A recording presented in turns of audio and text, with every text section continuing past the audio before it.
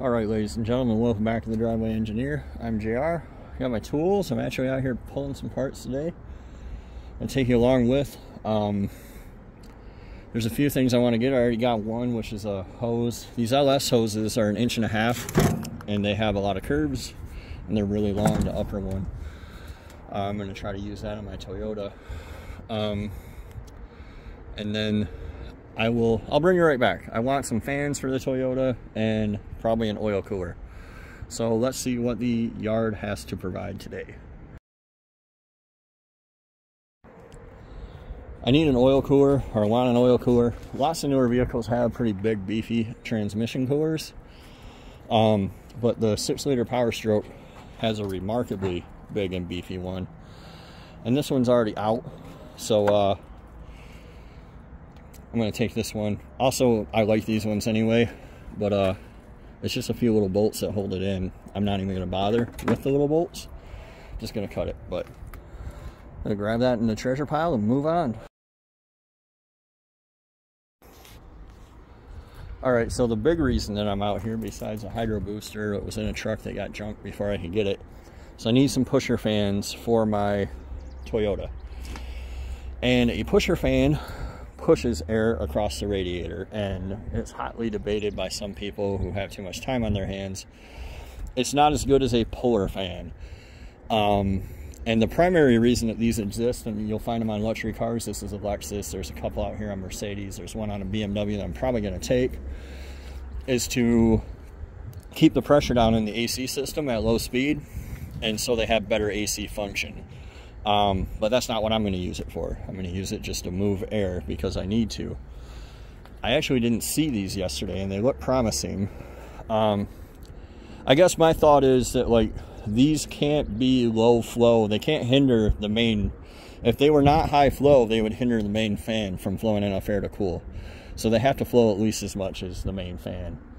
And, like, I don't know, maybe you haven't seen, maybe you have. There's not a ton of room. Oh, this is a 1UZ. Huh. There's not a ton of room between my radiator and my front dress on my Toyota. So I'm going to try pusher fans. There's a big single on that Mercedes has doubles, which I like the idea of using a Mercedes one because I have a Mercedes engine and I like it. But there's a big BMW single out here I'm going to try to grab, so I'll be right back. So this is the one that I'm here for. That's easily as big as my entire radiator. It's not a pulse width modulated fan. I can tell by the wiring.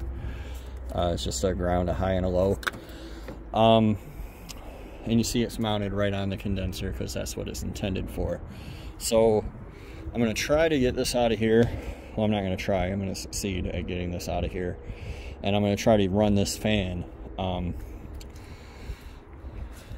I'm just going to cut it out, cut the top of the core support out, and yoink her out of there. So, I'll be right back. Alright, so, this is cool. It's got little vents to bypass the air. I don't know if it's going to work. A little cutting, and out she came. So, I might find a way. This has, like, the aggressive S-shaped blades that seem like a pretty high flow unit. Just judging by the wires, like, it looks like it's fairly high amp draw. Like, I'm gonna say this is probably a couple thousand CFM, but I'll devise a way to test it. I'm a little curious, but for right now I'm going to and get out of here. Thank you guys for watching. Lovely day, lovely day to be in Hawaiian office attire to hang out at the junkyard.